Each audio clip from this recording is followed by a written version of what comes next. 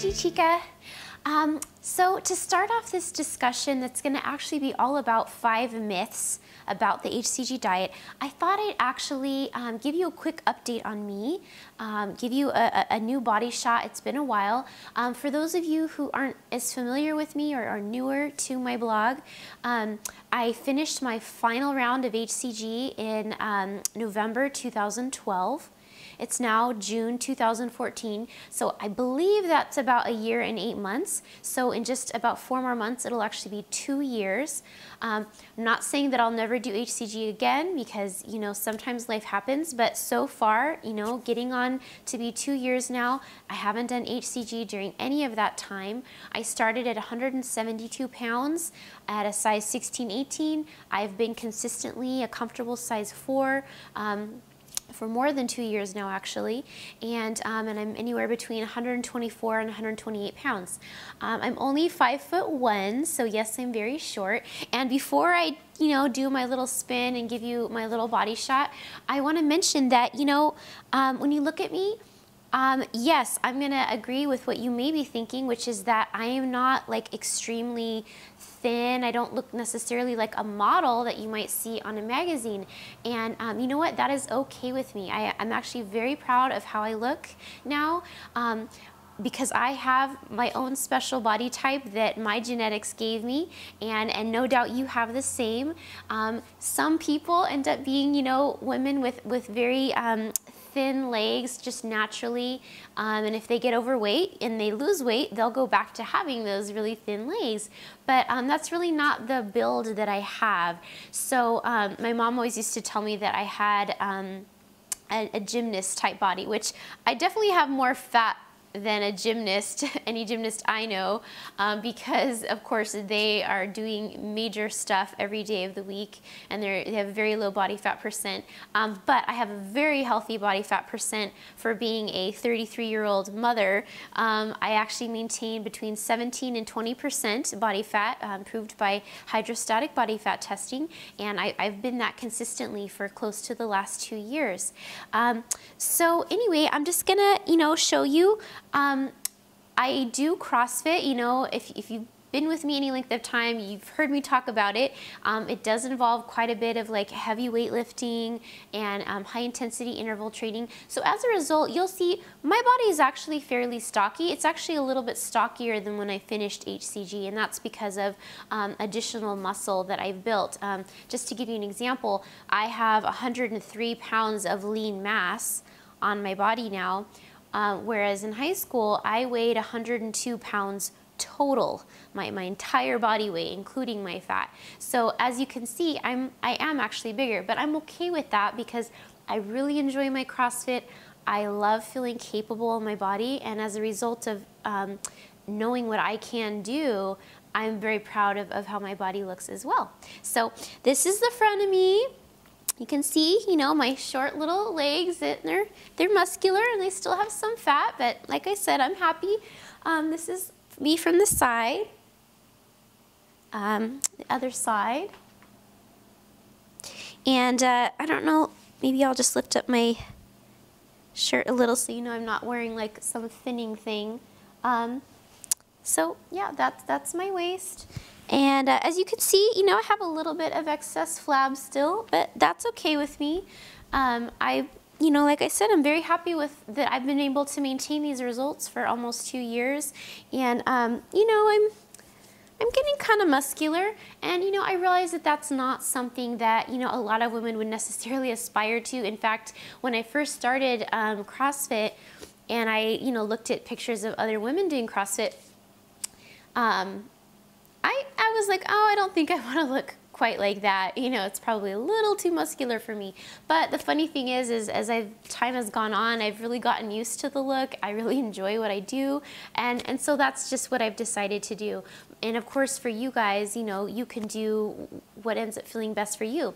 However, one thing that I've really learned from this hCG journey, and I hope it's something that you'll learn as well, is that you need to learn to love and accept the type of body that you have.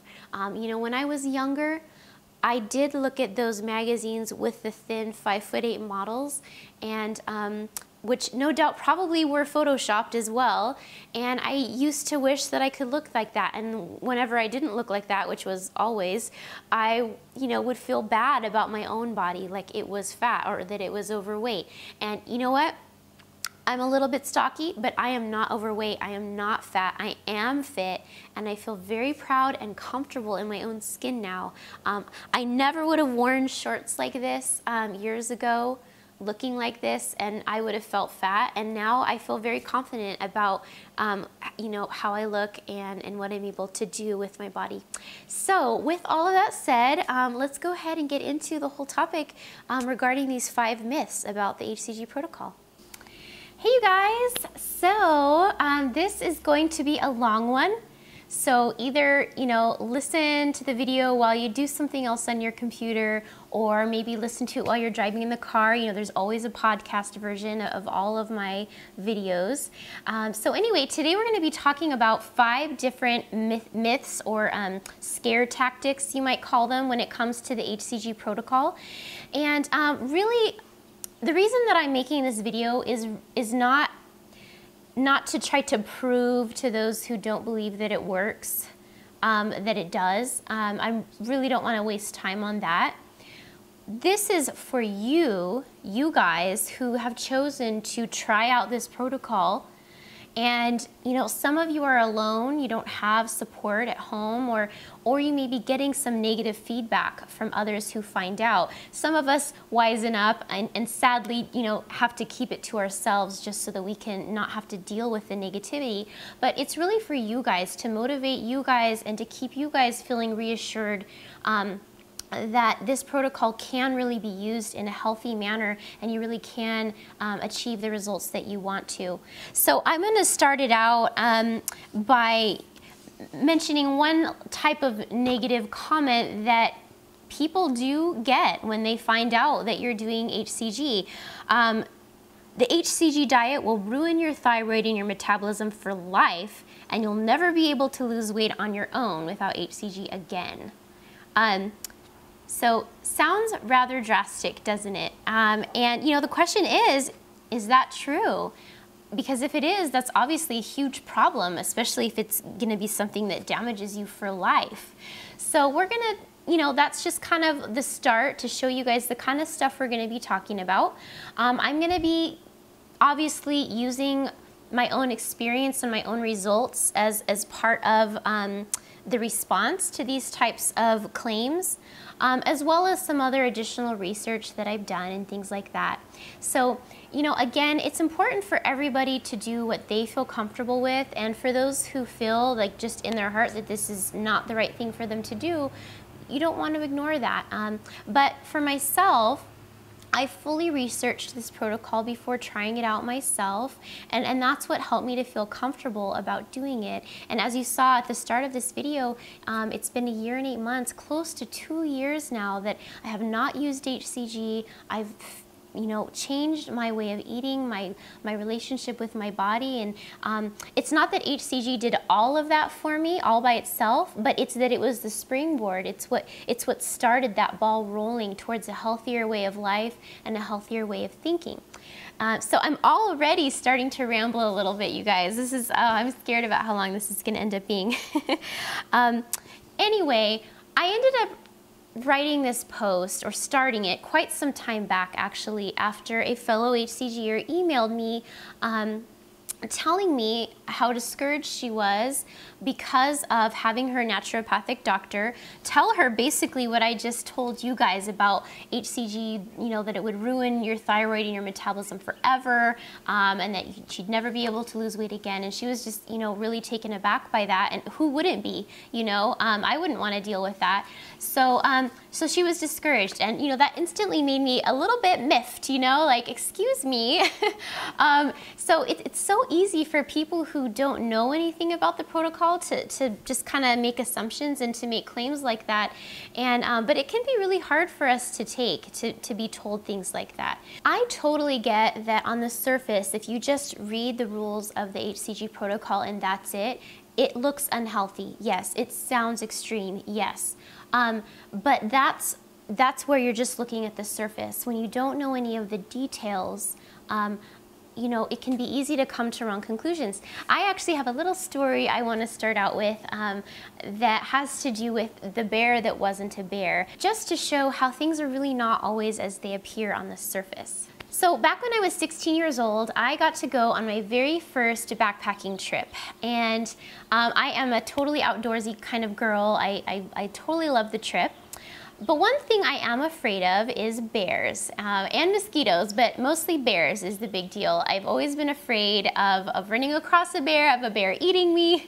And so on this first backpacking trip, you know, of course we have all our tents and stuff, and we go to sleep in our tents. And it was very windy that night, very windy. And every time the wind like blew against my tent, I felt sure that it was a bear, like, you know, sniffing around my tent and trying to get inside. And I was literally terrified. Like, my heart was racing. I obviously couldn't sleep at all. I was just shaking uncontrollably because I was so scared and so sure that there was a bear right outside my tent. Even though I kept trying to tell myself, no, it's just the wind, it's just the wind. So finally, somewhere around 2 a.m., it was still really windy, and I finally was just like, I'm sure it's a bear, you know. So I think I had like some type of pot, you know, backpacking pot or something, and a stick, and you know, I unzipped my tent, I think, or maybe I was inside, I don't remember, and I just started banging the pot really loudly because I was like, it's a bear, I'm gonna get rid of it, you know.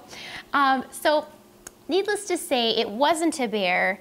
And not only that, I wasn't backpacking alone. So my family was there, as well as my future husband was there. So needless to say, it was a rather embarrassing experience, and everyone was laughing about it in the morning. And you know, even after that, I still kept tending to think that, you know, sounds outside my tent were a bear. I never did do the whole banging pot thing again, but I just tell this little funny story just to show that sometimes what appears to be on the surface when you don't have all the facts is simply not true, even though it can really look that way to you. So with that, I know that the basic rules of the hCG diet go against the regularly accepted as healthy way of losing weight or way of living scenario. I realize that, but once you delve a little deeper and look more in detail at the whole thing, you'll realize that it actually doesn't go against healthy principles. So we're going to talk about 5 negative claims that are made about the hCG diet protocol. So those 5 things are: 1, it will ruin your thyroid. 2, it will ruin your metabolism for life, which again, metabolism is related to thyroid. 3, you will never be able to lose weight again on your own because of the above without hCG. 4, it's a starvation diet and you will just lose a bunch of muscle. And 5, you will regain the weight that you lost because of all the above factors. So we're going to talk about all 5 of those in detail today. Like I said, this is a long one, so you know, feel free to pause. I actually have the podcast set to, like, if you need to pause it and go do something else and come back, it'll play back from wherever you were. It won't start over. So these 5 negative claims are actually kind of funny for me to hear, because the truth is my experience has actually been the exact opposite. Now, I'm not saying that hCG is always the right choice for everyone and will always produce an amazing outcome 100% of the time. Certainly not. This protocol can and is abused, and when it is abused and not used properly, it can and does cause detrimental effects, which is actually true with a lot of things in life. If you don't drive properly, you can get in an accident. If you drink too much, you can get drunk.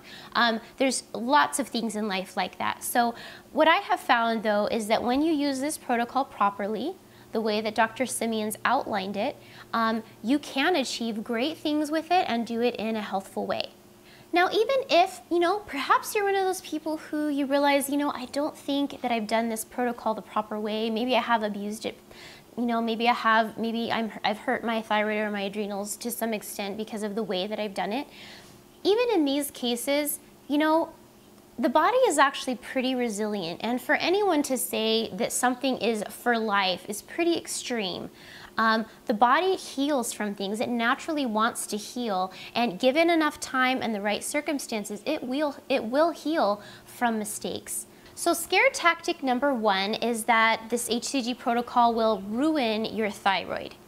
I'm going to start out with my own little experience and story. I actually discovered about 4 years ago that I had Hashimoto's thyroiditis. And it causes hypothyroidism. It's basically an autoimmune disease where your body attacks your thyroid and gradually destroys it over time. Lovely, isn't it? But anyway, so about 4 years ago, my naturopathic doctor at the time, he put me on T3 to replace the thyroid hormone that my body was not making enough of. And at that time, it gave me my life back, and I had so much more energy. And keep in mind, this is all pre-hCG, before I even knew about the diet. He ended up working me up to about 87.5 micrograms of T3. Another name for the medication is called Cytomel. And that's actually a lot of thyroid hormone. In fact, a lot of doctors won't even prescribe the type of thyroid hormone that I was taking because it's active. It's basically like as soon as you take it, it's working. It's like taking Metabolism in a pill, you know. Most of the thyroid medications the doctors are prescribing these days is T4 medication, which is what's called the storage form of thyroid medication, where you take it and then your body then needs to convert it into T3 in order to then, you know, work in your body for you. And so that one is just, it's kind of one step away from being useful to you. And, you know, that's a story for another day. I don't want to get into talking too much about that right now. But anyway, so I was on what's considered a pretty high dose of active thyroid hormone, 87.5 micrograms. And that's what I needed. That's what I felt really good on. I want to say real quick, for any of you guys who are dealing with thyroid issues or think you may be, I have linked to, in the article that goes with this video, an excellent website. It's actually called Stop the Thyroid Madness. She also has a book, but literally I consider that to be the place to go if you need to do research on hypothyroidism and adrenal fatigue in order for you to get the proper treatment. So you can check that out if that's something that you're dealing with. Now, after the hCG diet, I have been on a fraction of what I used to be on. I actually, until recently, was only on 12.5 micrograms of T3, which is actually, I think I figured out the ratio. Yeah, 1/7. That's 1/7 of the medication that I was taking, from 87.5 micrograms to 12.5. So this was, you know, something I gradually reduced over time, and that's all I needed. Now, actually, as of April 2014, I've been off of all my thyroid medication completely. Now, I'll talk more in a minute. I'm not attributing that to hCG necessarily, but I'm using this example to show you guys that definitely, being that this is the case, I find it difficult to believe that, that the hCG protocol damaged my thyroid, because I'm taking less thyroid hormone. In fact, now I'm not taking any than I was before. So it seems like if it really did damage your thyroid, that couldn't have happened. You know, it seems like I would be needing more, more medication if that were the case. And let me just say too that it's not like I've only done hCG once. I've done 5 rounds of hCG, and one of those rounds I abused in the sense that I did not do it correctly, and that was a messed up round. So I even screwed up on one of them. I did it 5 times total, and like I said, again, I've been on that lower dose of thyroid hormone for, I believe, close to 2 years. So it's been a long time. Long enough, to know that my thyroid does not need that higher dose. And the reason I also know that is because there's been times when I, wasn't sure, maybe if I was dealing with energy issues or whatnot, I would try increasing my dose of T3, and it wasn't the solution, because I would feel overstimulated and my pulse would go up, and so I would know, okay, that's not the problem. Now, another thing that I do need to mention here is that partway through my hCG journey, I did take up CrossFit. Now, if any of you guys don't know what that is, which a lot of you probably do now if you guys are familiar with me, because I talk about it all the time, but CrossFit is basically it's kind of a workout program that you do at a special CrossFit gym. They're called, boxes. That you go to a certain box or CrossFit gym, and they're group classes, and it involves a combination of heavy weightlifting, high intensity interval training, body weight exercises like pull-ups and push-ups and stuff like that. So it's just a combination of all of that, and it's really varied. Like, you go to every class, it's always different, never the same. So partway through my hCG journey, I started going to CrossFit. Now, I never did CrossFit at the same time as hCG, and I don't recommend it, and that's a conversation for another day, but I'm just gonna say that here so I don't confuse anyone. What I did was, after my 3rd round of hCG, I took a long break for about, I think, 3 months, 3 months, and I started CrossFitted for 3 months straight. Then I stopped CrossFit and I did my 4th round of hCG. It was about 6 weeks long. Did hCG, lost some more fat, then took another long break. I think this time it was maybe even 4 months, a 4-month break. During that time, CrossFit, getting stronger. So I did that, and then I did my final 5th round of hCG, which I completed in November 2012. So the reason I want to mention this is because I know that this played a role in, my thyroid health, definitely, So again, I'm not saying that hCG made my thyroid healthier. It's possible that it played a role. I really can't be sure of that because I did so many different things around that time. I took gluten out of my diet, just all kinds of things like that. But again, I say, if this protocol, when done the proper way, if it really does ruin your thyroid, from my experience, in that case, I should have needed more medication, and I should have been having more issues with energy, and that has not been the case for me. Instead, I'm off of all my thyroid medication, and it's been, 2 years or more. So anyway, that's just my experience to kind of share with you guys, showing that the idea that it ruins your thyroid does not match with my experience on this diet. And you guys know that I'm not making this up because I don't know how many videos do I have now, like 260 or something.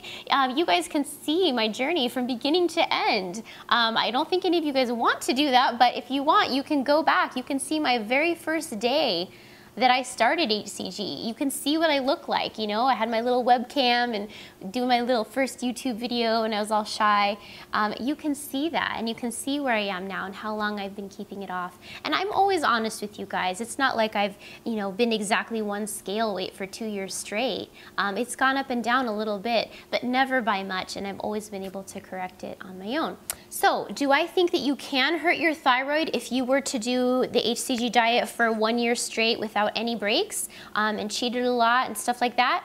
Yes, in that case, I actually strongly believe you would harm your thyroid. And so certainly, yes, that's possible. But if you do the protocol in the proper way, I personally believe that it's not going to damage your thyroid. And even if you do make some mistakes, again, the body's very resilient and it wants to heal, and it will recover given enough time and the right circumstances. Okay, so let me get a little sip of water. Very nice. We're on to scare tactic number 2, which is you will ruin your metabolism for life, okay? So there's 2 parts to this scare tactic. The whole ruining your metabolism part, and then the for life part, which I want to talk about that as well.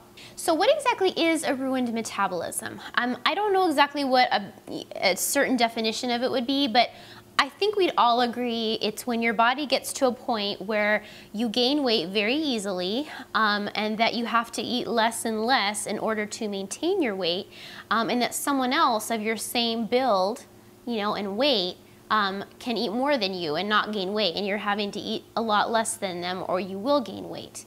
And usually at this point, you find yourself having to count calories and just eat far less than you really want to or feel hungry for, because your body is not responding in the right way anymore. Additionally, you know, when I was doing some Google researching online about ruined metabolisms and such, I saw the little "for life" term thrown in quite a bit, and usually it's by people who, by the way they write, it's extremely forceful and doesn't leave any room for you to have your own opinion or for you to make your own decision. It's just telling you like, no, this is how it is, and don't do that, it's crappy.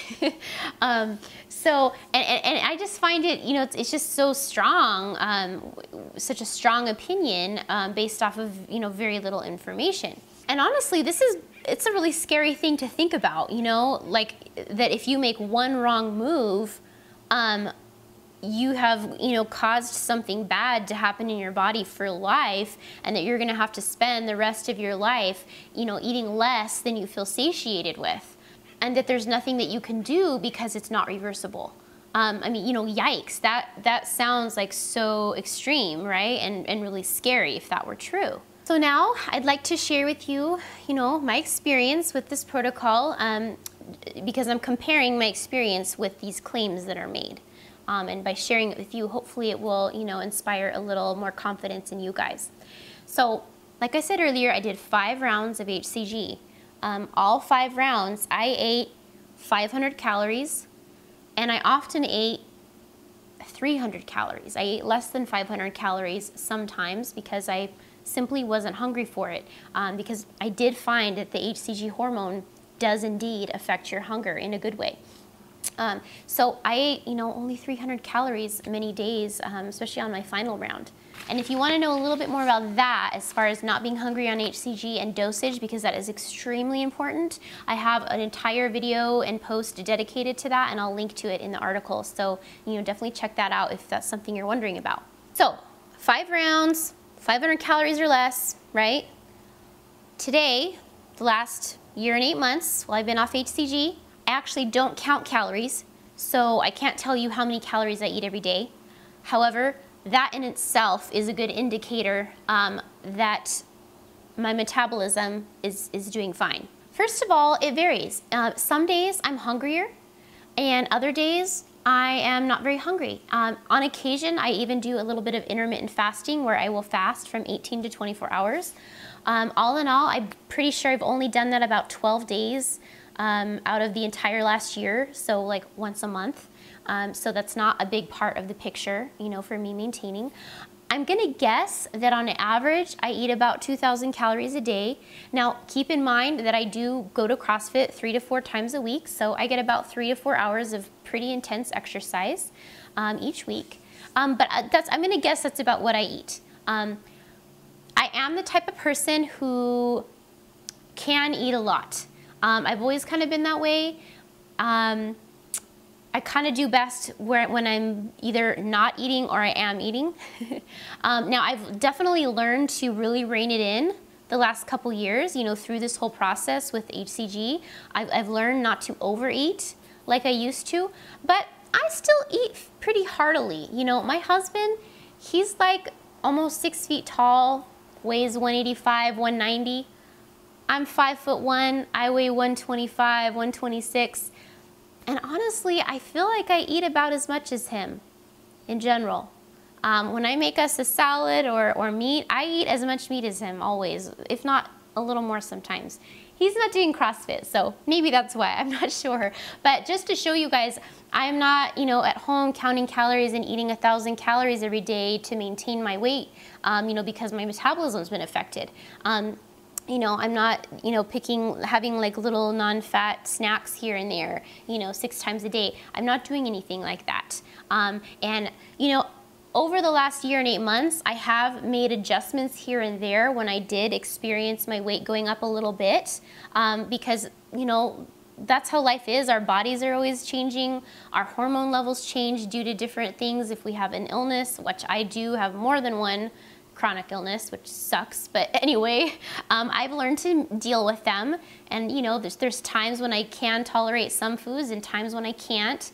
And so, you know, I've had to make adjustments. But the point is, overall, my body has responded to those, and I am able to eat in a very healthy way, in a way that is satisfying. I don't have to undereat in order to maintain my weight.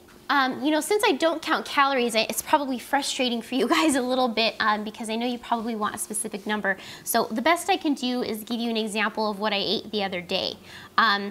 So the other day, just throughout the whole day, this is the foods I had. 2 baked potatoes with maybe about 4 tablespoons of butter, 3 to 4 ounces of leg of lamb, 2 large grapefruits, a large salad with raw carrots and pine nuts, plus olive oil that was in the dressing. I'm just guessing there, maybe 1.5 teaspoons.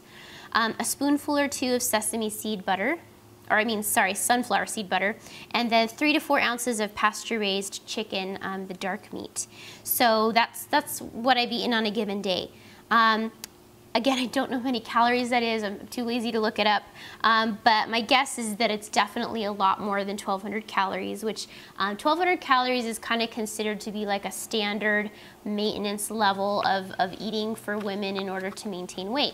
Now, some women, yes, you may have to eat that much. You know, I see that as women get older and they get into perimenopause and menopause and hormone levels completely change. It's just an unfortunate fact of life that weight maintenance and weight loss does become more difficult. I have seen that. It's not because the ladies are being less responsible. In fact, if anything, these ladies are more responsible about what they eat and they still struggle a little bit. So, you know, do keep that in mind. But still, you know, for me anyway, in this example, I would say probably what I ate there is around 1,800 to 2,000 calories. And like I said, I'm between 124 and 128. And even those who are in the menopause, perimenopause stage, even though I would say definitely, because I'm just being honest with you guys, that it is more of a challenge to keep your weight where you want it, I still am told over and over by many of these women through private email that they are able to eat more than they could before they did the protocol. And you know, some of them may have changed the types of foods that they ate possibly, but some of them were completely responsible before the protocol as well and were still gaining weight. So in that case, it really does seem like it actually did help their metabolism. And that really is the premise behind this protocol, is that you are supposed to be kind of resetting your hypothalamus, resetting your metabolism. And, you know, you're kind of just going to have to go on hearsay for what I'm telling you in this case, but I really have been told that by a number of women in that age bracket, that they are able to eat, you know, 300 to 500 calories more now than they used to, because they are calorie counting, because that's what they were having to do to maintain, and they're finding like, wow, I can eat more. And sometimes they discover there's certain types of foods they can eat more of and other types of foods that cause them to gain weight, and so that is part of the learning experience. But again, that's what's so great about this protocol, is that this is something that you're able to learn about yourself that you may not have known before. Just another side benefit, actually, to doing this protocol. So the basic answer to scare tactic number 2 is that it's claimed that it will ruin your metabolism. For me, it's been 1 year and 8 months. I haven't counted calories once during that time. I've made a few adjustments along the way, but overall, I eat what I want to eat to feel comfortable. You know, I eat very healthfully, of course. I don't eat sugar anymore, but I'm not low carb in general. But I feel that if it had affected my metabolism negatively, that I would not have maintained the way I have, eating the amounts of food that I have. So I hope that that helps a little bit. And again, also what I said about some of these other ladies in the menopause age bracket, some of them being able to actually eat a slightly higher caloric intake and still be able to maintain their weight loss. And remember, you know, this is coming from a person who began hCG with a thyroid problem, with something affecting my metabolism. So I would think that someone starting out the hCG protocol who doesn't have a thyroid problem would fare even better than me, you know? So just being that I came from a starting place of having my metabolism not working well, of course, I, you know, was able to take medication to help with that, but it definitely seems like not everybody has what I have and has hypothyroid, although a lot more people do, unfortunately. But if you're starting from a place of being in generally good health, you know, you should fare just as well, if not better. Now, it's not like I finished the diet and then, you know, laid down on my couch with a bag of chips and then, you know, didn't lift a limb and waited to see if I gained the weight back over the next year. So in keeping with my new life goals and my new health goals as I finished the protocol, I continued in that same vein and I moved on to other healthy goals. And like I already mentioned, I started CrossFitting. I had taken gluten out of my diet. I had taken processed sugar out of my diet. And so making all of those changes, did those things affect my metabolism? I would think so. I mean, I would think it would be impossible to say that CrossFit didn't help my metabolism. So all of those things came together, no doubt, to produce a good outcome. And I think that's honestly a huge part of why my body has gotten so, you know, comfy, if you will, at the weight range that it's at, is because of all of these things together that I've continued to do healthy things in order to keep it, you know, in that place. But even at that, you know, I really only spend 3 to 4 hours a week doing my little exercise. I don't have, you know, daily 2-hour stints on the treadmill, nothing like that. That's it, the 3 to 4 hours. And then outside of that, I'm actually fairly sedentary. With the chronic illnesses that I have, there's actually a lot of times when I can't do a whole lot of other things. So I'm sitting, I'm recording videos, and I'm answering emails and writing articles. And so that's all pretty much sitting like I am right now. So, you know, outside of that exercise, I'm fairly sedentary, and I eat, you know, close to what my husband eats. Let's move on to the ruined metabolism forever part, shall we?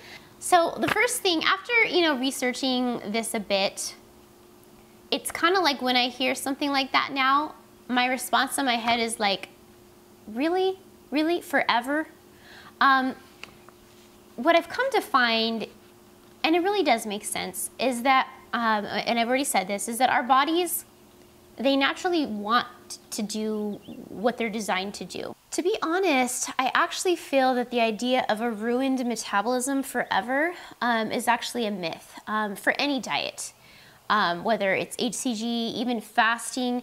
You know, honestly, I even did a little research on those with eating disorders like bulimia and anorexia, and I'll try to see if I can find the links to the studies.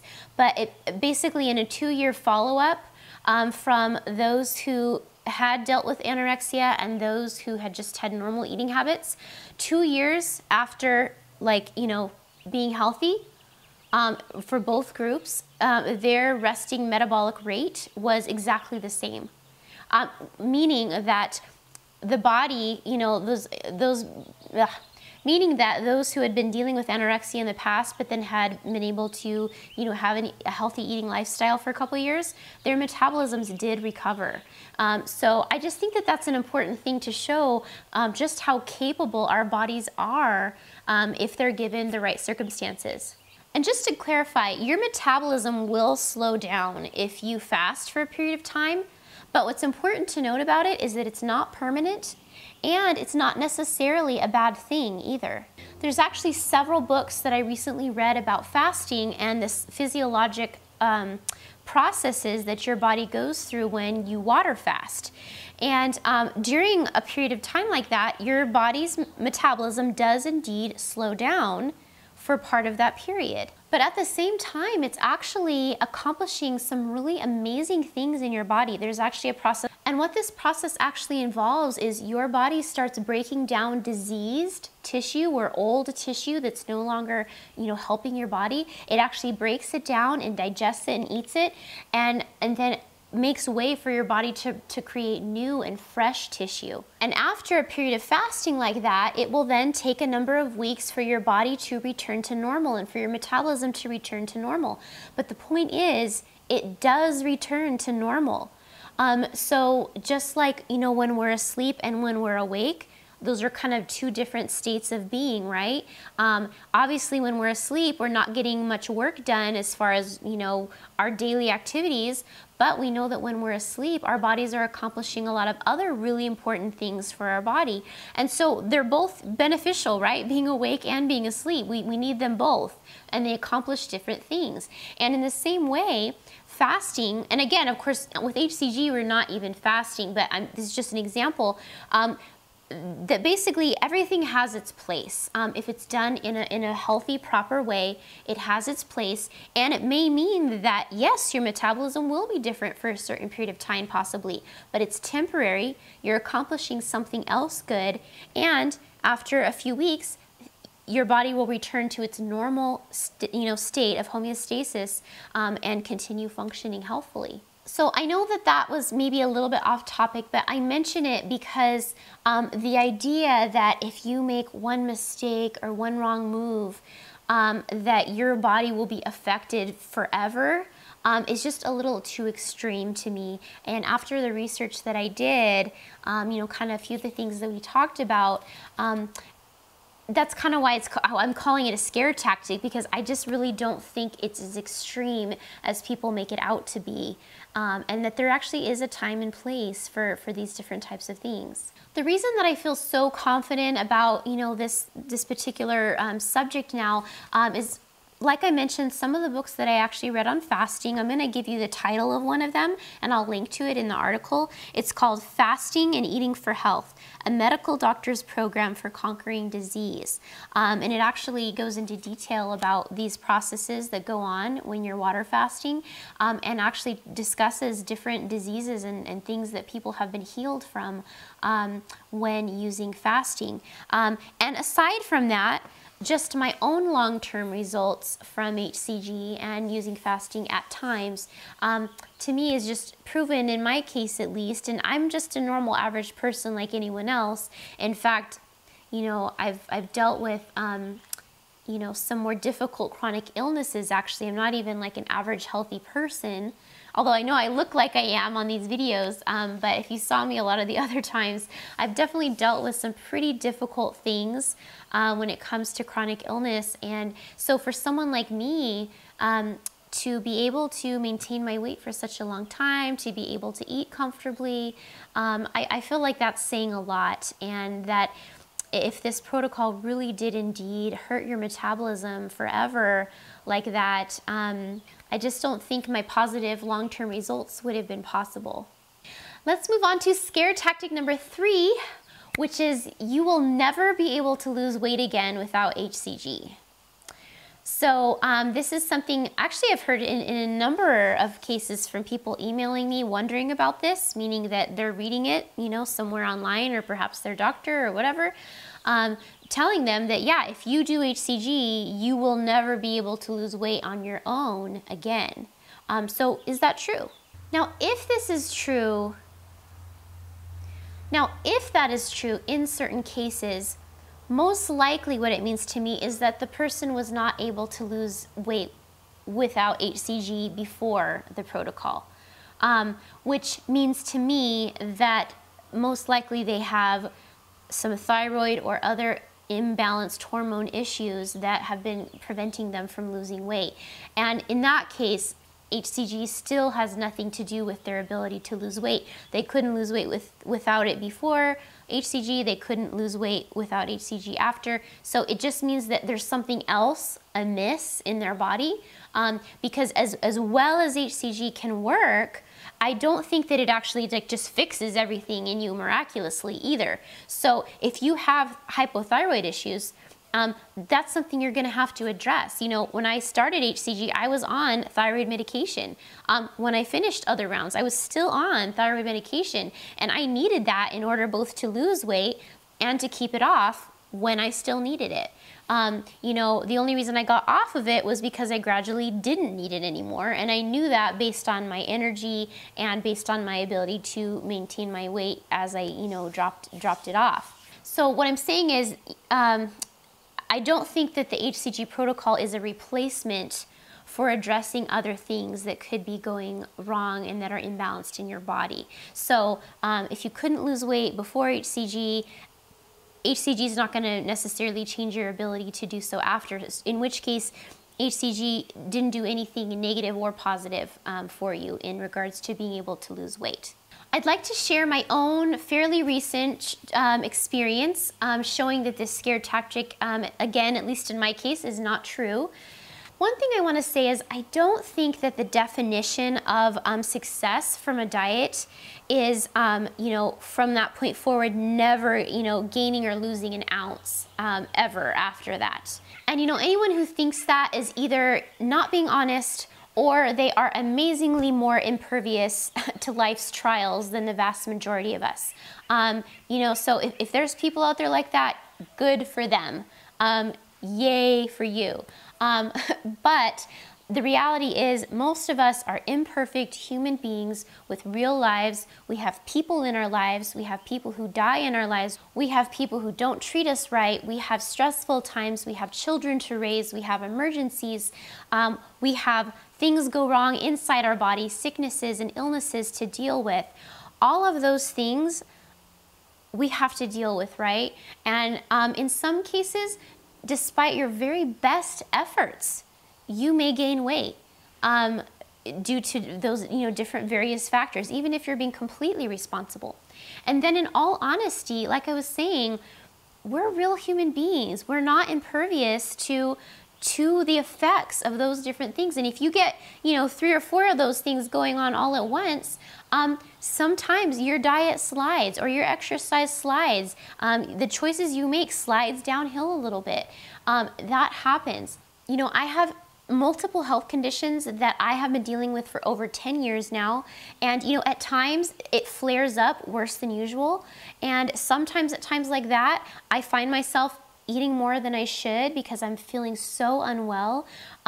Or sometimes I am being completely responsible and there's no reason that I can actually pinpoint, and I will gain a few pounds, and there will be no logical explanation for it that I can see based on my actions.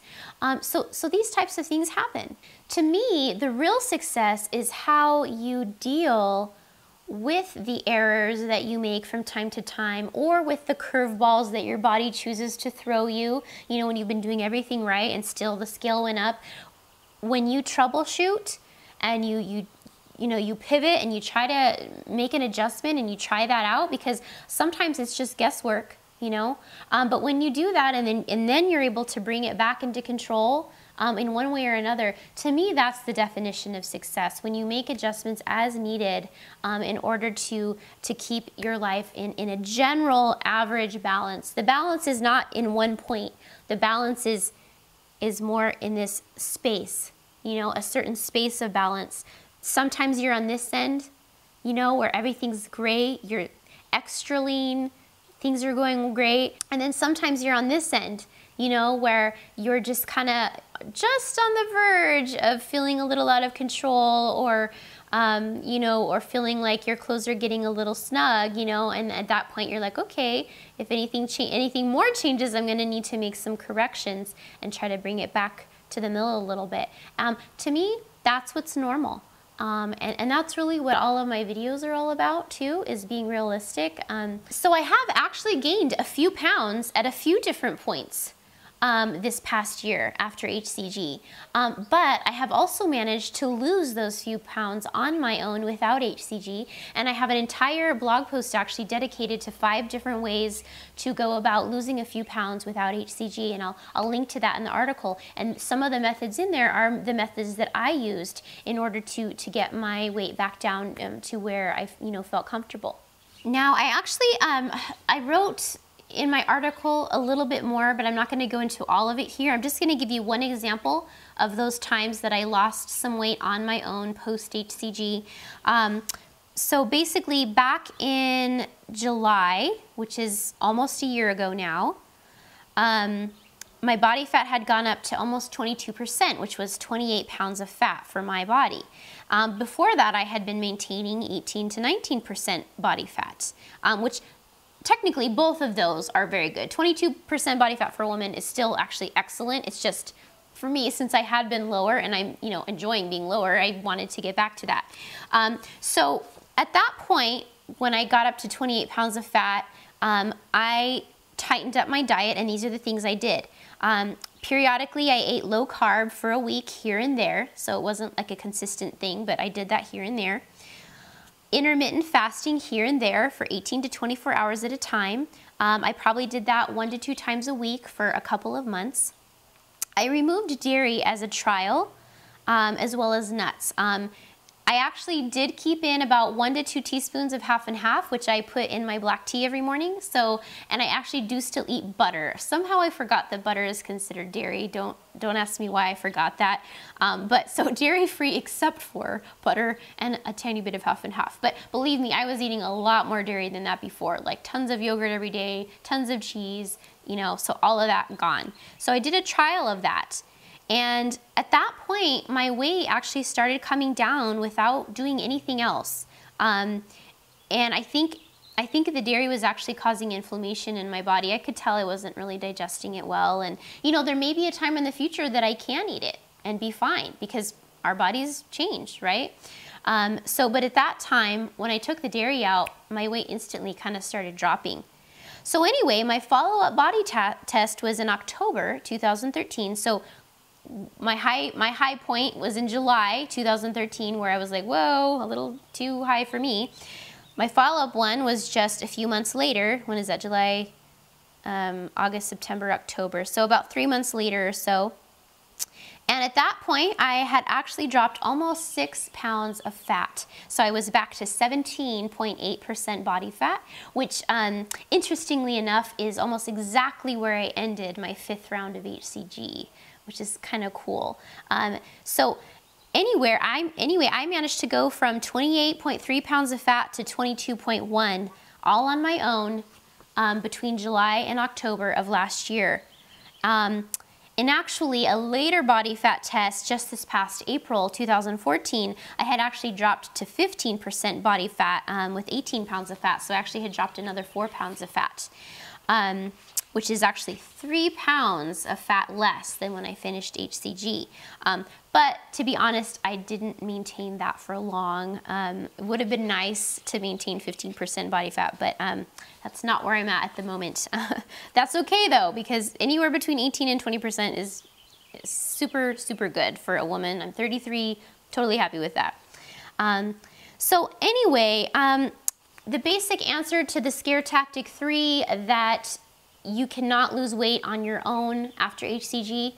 In just a few months, I was able to lose over 6 pounds of actual fat without hCG and without a severely super strict diet where I was constantly under eating.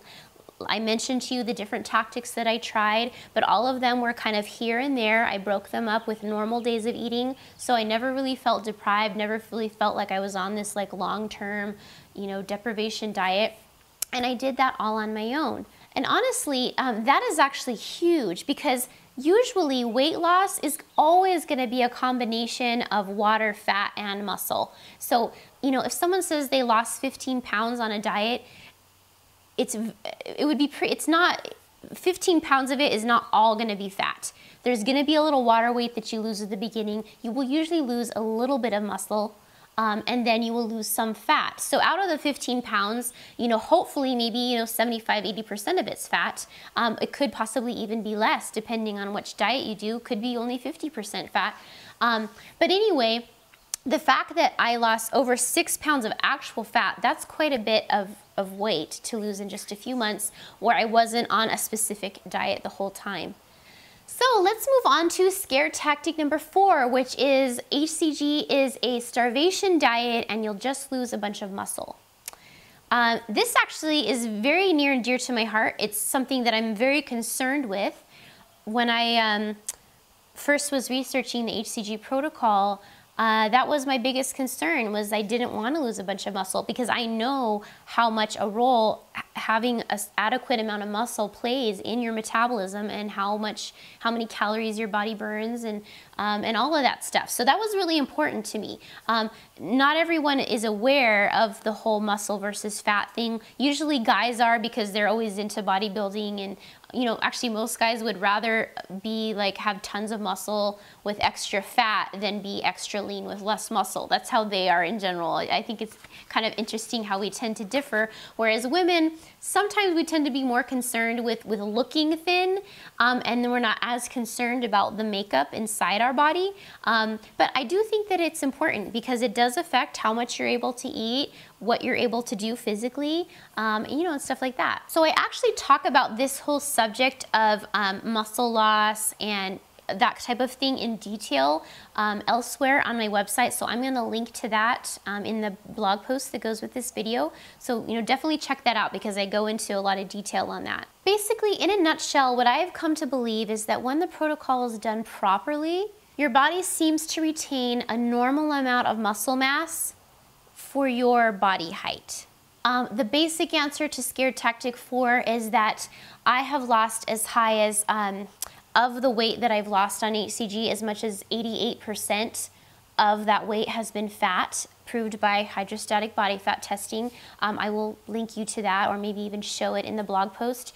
And additionally, my very first interview with an hCGer in the hCG diet interviews was Sabrina, and 93% of the weight she lost was actually fat, again, proved by hydrostatic body fat testing. So that's an extremely high ratio of weight loss being actual fat. And that type of proof, I love seeing that type of proof, because you really can't argue with those statistics. I mean, hydrostatic body fat testing is very reliable. It's one of the gold standards for truly knowing what's on your body, and it just really does show you are losing a significant amount of fat on this protocol. So because of having some of this proof where there's testing showing a very high percentage of fat loss, I do feel that hCG does help your body preserve lean muscle mass and favors fat loss. That is my personal opinion based on those results that we can prove. However, this doesn't mean that a person will never lose muscle on the hCG diet. I can use myself once again as an example. My first round of hCG, I actually lost 16 pounds of supposed muscle on the protocol. And there could actually be 2 reasons for this, and I want to talk about those here for a second. The first thing to know is that a very overweight person has to carry a lot more muscle than a person who is the same height but who is a normal weight. So basically your body has to carry more muscle in order for it to carry extra fat. When you walk around with your body, you climb up stairs, you do all that stuff. If all that you had was only extra fat, you wouldn't be able to get up and do stuff. So when you gain weight, you're not gaining just fat. Usually your body will gain a certain amount of muscle too. The heavier you get, the more muscle that your body will have in order to compensate and to be able to move that extra fat.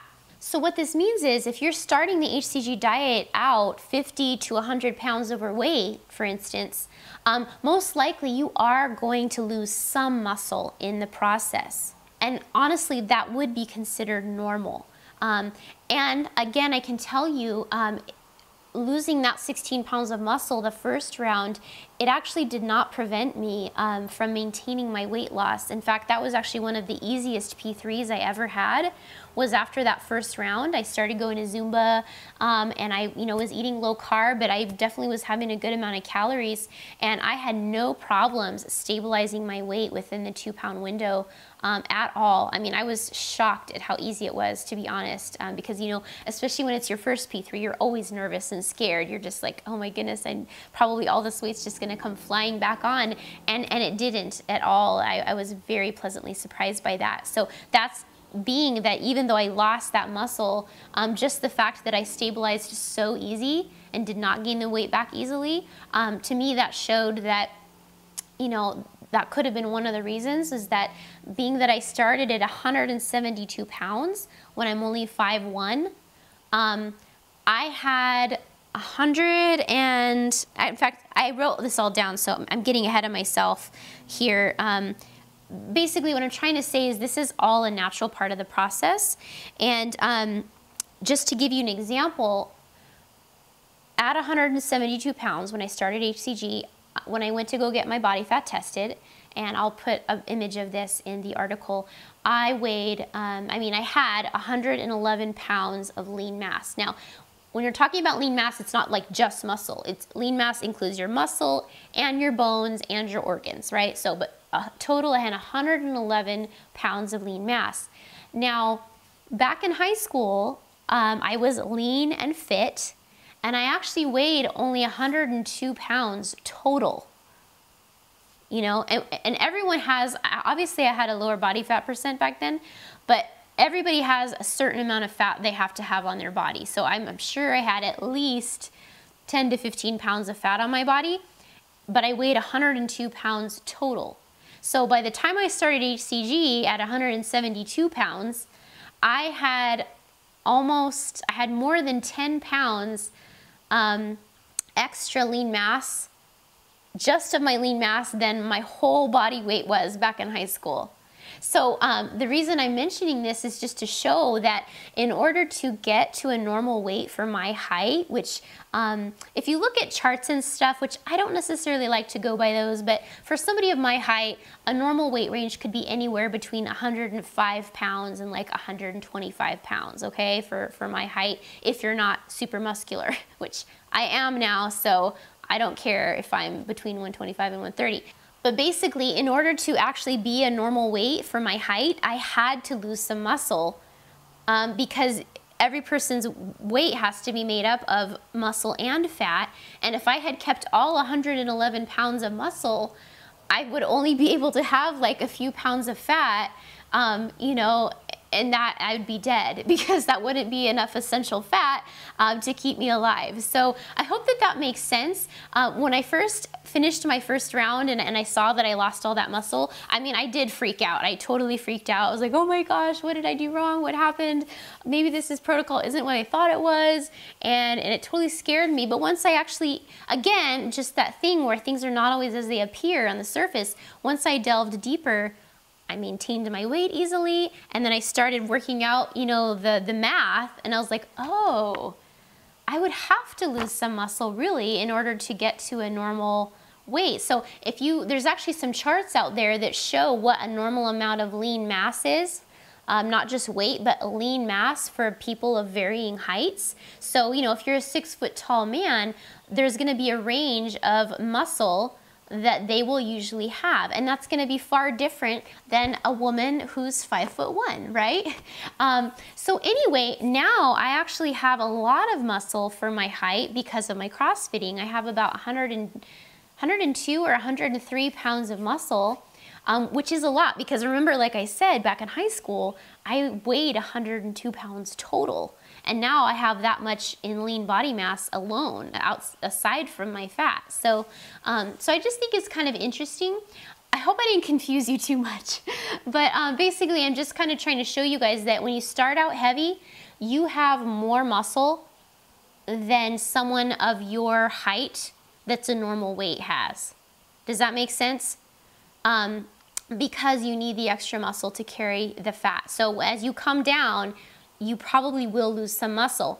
At some point, however, as you get leaner, you should not be losing as much muscle if you're doing the protocol properly, because now you're more in the range of having a normal amount of muscle for your body height, and at that point you should be losing a higher percentage of fat. So I hope that makes sense. Okay, I want to mention a second possible reason for the muscle loss that I experienced my first round, because it's possible that it did play a role, so I do think it's important to mention. And that is that I did a few things that I shouldn't have on the protocol. I drank Diet Coke every day my first round. I know, the shame. I used to be such a Diet Coke addict. Oh, it was my favorite. I'm mostly diet soda free now. On occasion, like once a week, I may have one as a treat, and that's it. And then the second thing I did was I ate coconut oil on that first round. That's the only round that I did that. Those are the two things I guess basically the two variables that were not on the protocol that I do have to consider as, maybe that did cause me to lose more muscle. You know, I can't really repeat the experiment. I don't want to, and I'm not even the same weight anymore, so it wouldn't be the same. So I'll never know, but it's possible. I can tell you that I never lost as much muscle on any subsequent round of hCG. So my 4 rounds after that, I didn't lose nearly that much muscle. But again, I also was never that overweight on any subsequent round either. So again, still hard to tell. One last thing I want to mention here that I didn't know before, and I'm going to kind of read it, so if you're watching me, forgive me for looking down for a second, I'm getting tired, is that because muscles store a lot of water, actually it's kind of a water and sugar mixture. It's called glycogen. Body fat testing results are affected by water levels in the muscles. And actually that's something that I did not realize initially. I didn't realize this till like several months ago. The reason I came to find this out was when I started having a few body fat tests close together. I had one right at the end of phase 2 of 1 round, and then I had another one like just 3 weeks later. And during that 3 weeks, I gained like 6 to 7 pounds right away. And I want to mention here, you know, I've done a few of my hCG rounds without fruits or Melba, which makes the diet very low carb, which then depleted those natural muscle glycogen stores far more than usual. And so what was interesting though is having these 2 body fat tests so close together, I would be amazed to find that I had suddenly gained like 5 to 6 pounds of muscle in just 3 weeks when I had only done like 5 CrossFit workouts. And so my realization was, this could not all be just straight muscle fiber. This was mostly water. My muscles' glycogen stores refilling. So you could take a body fat test right at the end of phase 2 before you've had a chance to eat more normally and have your glycogen stores refill, say if you don't eat the fruits on P2 or something, and it might appear as if you lost several pounds of muscle when in reality it's just water. So again, you know me, I like to give you guys as many details as I can, as many scenarios that have happened, just to help you guys figure out what might be going on in your crazy life. So anyway, muscle is not just muscle. Muscle is a certain percentage water, and I just forgot how much, like 50% water or something like that. I just forgot, but muscle is actually made up a lot of water. So when you lose muscle, some of it is actually water. So when you gain back muscle, some of it's actually water. So so if you took a body fat test like day 1 of P3, again what I'm saying is that the results might be skewed and it might look like you lost more muscle, but you actually didn't. And that if you go up just a few pounds, your body will refill your glycogen stores, and then all of a sudden you'll have more muscle, So anyway, even with body fat testing, it's like you have to analyze and kind of figure out like discrepancies that you see. So it's like, I know that I did not gain 6 pounds of muscle in 3 weeks from 3 or 4, 4 or 5 workouts. That's not possible. So it was just water. All right, we're on to the last one, which is scare tactic number 5, which is that you will regain the weight because of scare tactics 1 through 4. Now, we've really kind of talked about all of this in detail already. So at this point, I'm just going to show you 3 of my body fat tests over a period of time. I'll put them here in the video, and you'll see them in the blog post. And if you are listening right now by podcast, as far as the threat of regaining weight, November 5th, 2012, my final round of hCG ended. I was 17.9% body fat with about 21 pounds of fat. October 10th, 2013, almost exactly a year later, 17.8% body fat, 22 pounds of fat. April 2nd, 2014, 15% body fat, just over 18 pounds of fat. And all of these statistics I'm mentioning are from hydrostatic body fat testing, again, which you're seeing right here. So my basic answer to scare tactic number 5 is, it's been a year and 8 months since I finished hCG that I've been maintaining my weight loss. Additionally, between every round I did, I took 3 to 4 months off. During that time, I also maintained almost all of my fat loss from the round prior to that. I have not calorie counted since I've been off hCG. I have actually not needed to eat low carb in general. Here and there I'll do it, but I don't eat low carb.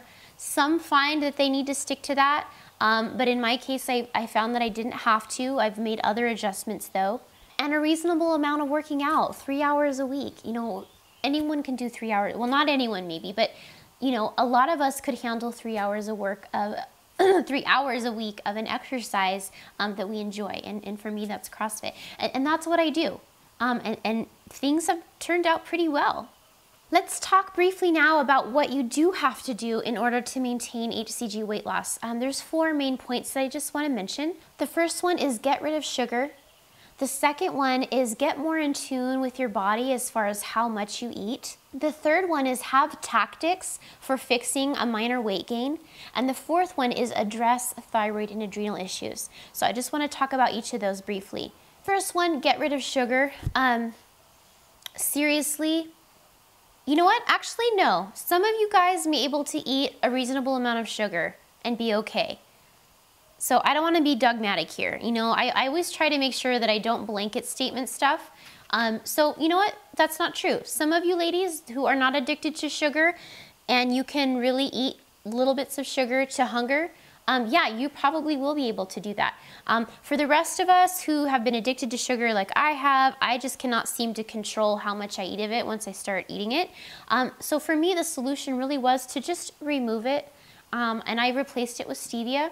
There's also some of the other supposedly healthier sweeteners like xylitol and erythritol.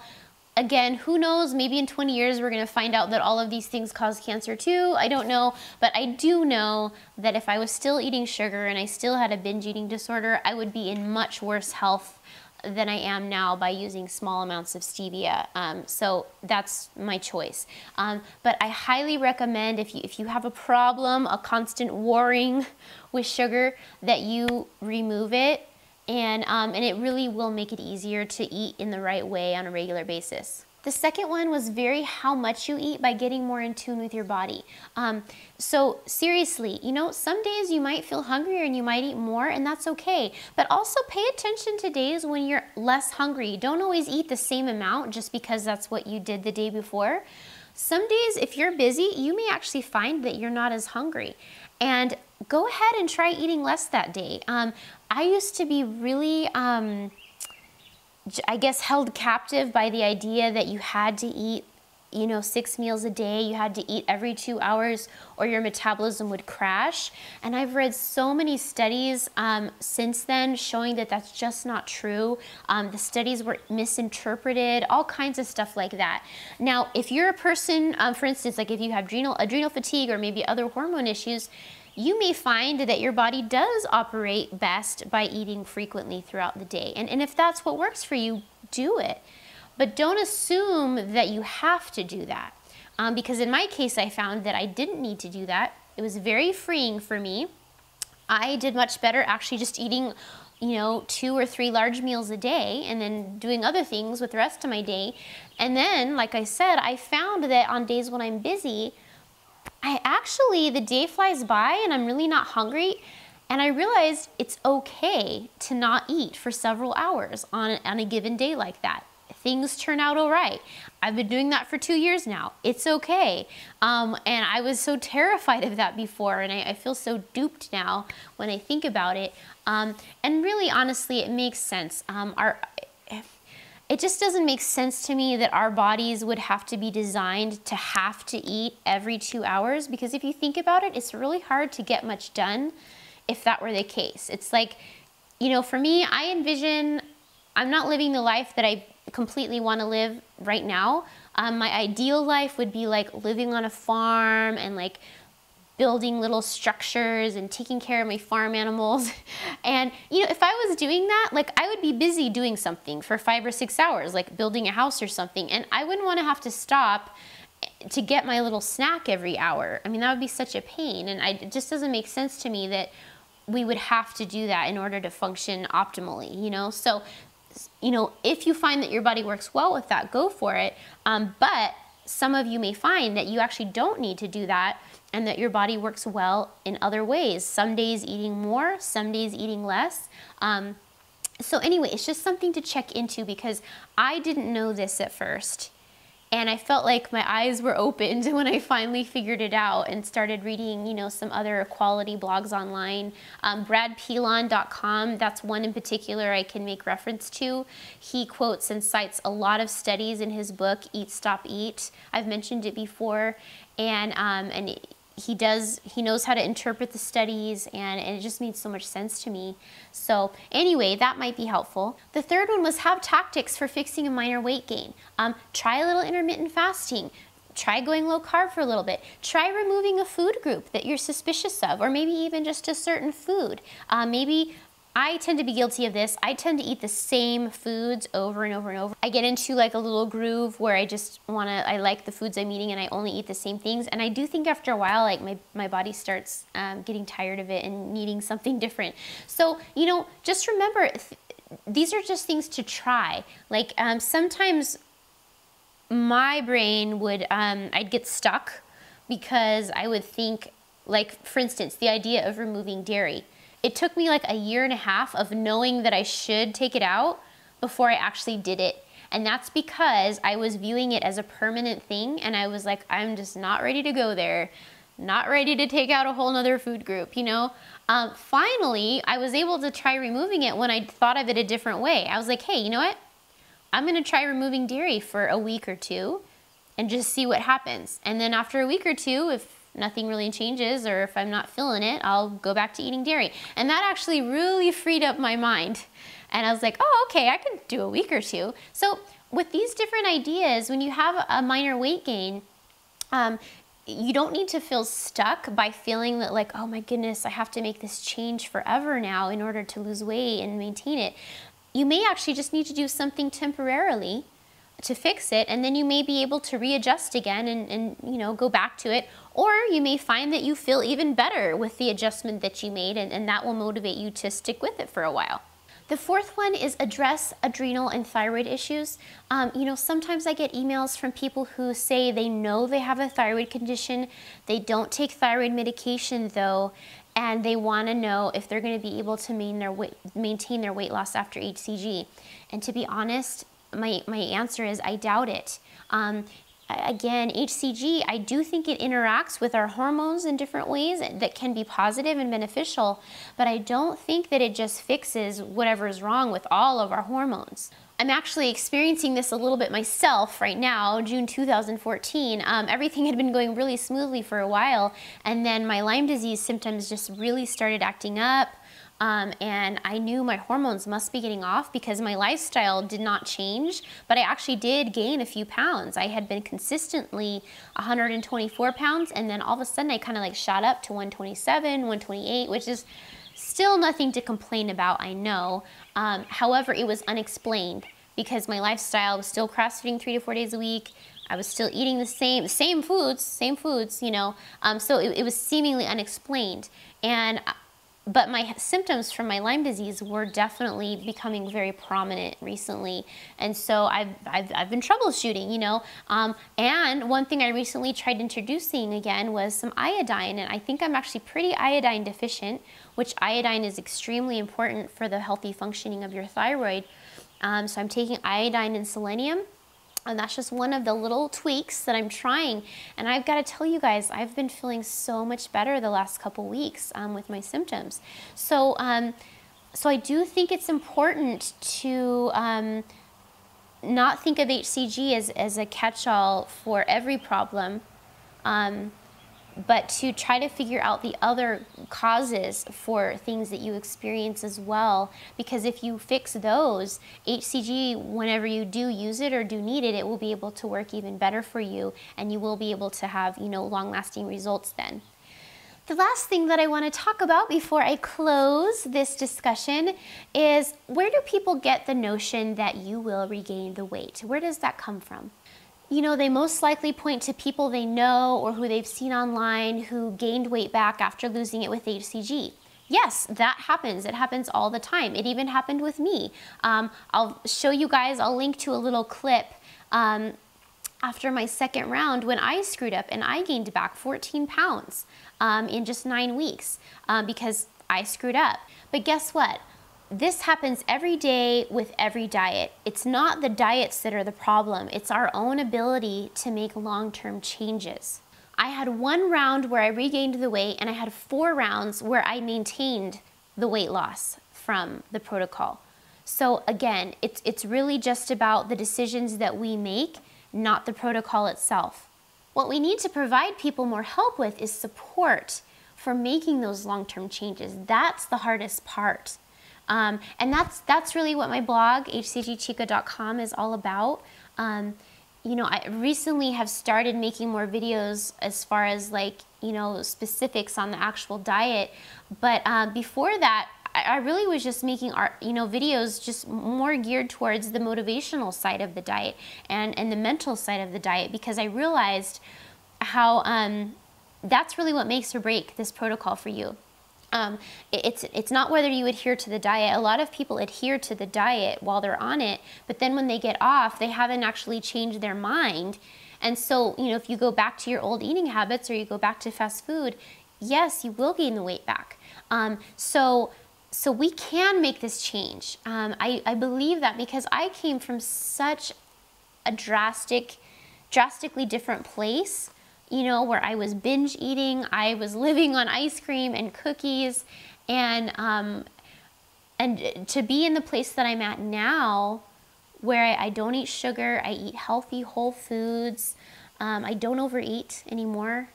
It took me a long time actually to get past the overeating part. For a time, I had gotten rid of the bad foods, the foods that are, you know, full of all kinds of processed crap and like tons of sugar. I had removed that, but I was still overeating of the healthy foods, which if you overeat, you're gonna gain weight. Doesn't matter how high quality a calorie it is. If it's just too many calories, it's gonna go somewhere on your body. And it took me quite some time to get past that. And I can confidently say now that in general, I don't get overly full anymore. So that's what I want to help you guys do, because again, technically any diet could be successful as well if you actually change your mind during the process. That's one of the reasons though that I do favor the hCG protocol, because I feel like it actually does train you to change your mind. And that's also why I tend not to be too fond of using too many like shakes or bars on phase 2. I think they're okay here and there when you're in a rush, but the reality is you need to learn to cook real food, because once you get to phase 3 and phase 4 in life maintenance, you're gonna need to eat real food to maintain your weight loss. And you know, even I like to have P3 smoothies and stuff, so that's totally fine. Those are like little snacks and dessert for me. But what's so cool about the foods on phase 2 is that they're real foods. They're not like some frozen prepackaged processed dinner that you heat in the microwave for 2 minutes. They're real chicken breast and real shrimp and, you know, real fennel and real radishes, like whole foods that you cook and eat. And when you make a habit of doing that for 3 to 6 weeks on the diet, once you start phase 3, you are often excited to start cooking some other things like alternative baked goods and other things that you can do. So that's why I kind of think that this protocol is actually very effective at helping you change your mind if you realize what it is, and if you really, you know, get in tune with that and try to work with it. Anyway, that was this might be a record-long discussion, possibly. I don't know. I'll have to see how many minutes when I go edit this. I hope you guys found that useful. And again, I really think you guys can be successful. I hope that you can keep making use of my website, hcgchica.com, to do that. And I love hearing your feedback. You know, if you have a success story to share or things that you've learned, you know, failures that you've had and then how you change them into successes, I would love to hear them. You can email me at hcgchica@hcgchica.com. If you want to follow me, you can find me on Facebook and Instagram, hCG Chica, and that's it. So, all right, you guys, take care. Bye.